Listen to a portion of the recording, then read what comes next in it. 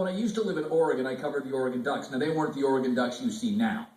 They were good, 6, 7 wins, sometimes 8. They had one big game against Colorado, finished number 2 in the country. Yeah, now we had 2 uniforms.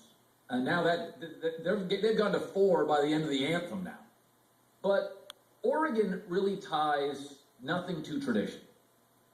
And tradition has its upsides, but it also traps people and companies.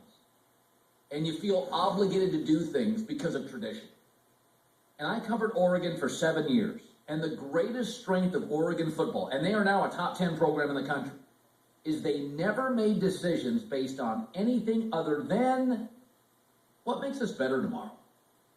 They're kind of like Google as a company.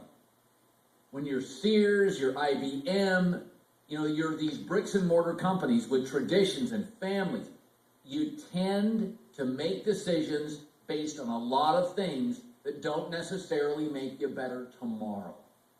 And Oregon can teach everybody. There is no reason they should be good.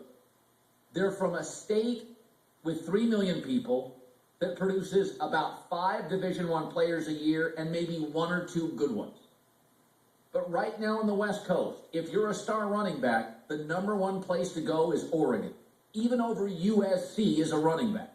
Now, who would have thought that 10 years ago, 20 years ago, or 30 years ago? Don't get tied to tradition. What makes you better tomorrow? That's what Oregon football does. They do it as well as anybody. They have been being criticized, getting criticized for years for their helmets. I said it 7, 8 years ago, and I'll say it again. It doesn't matter what the media and old 48-year-old white guys think of their uniforms. It's what 16, 17-year-old kids in Beaumont, Texas, who run 4.340s think of their helmets. You know what they think in Texas, in California, their helmets? They think they're cool.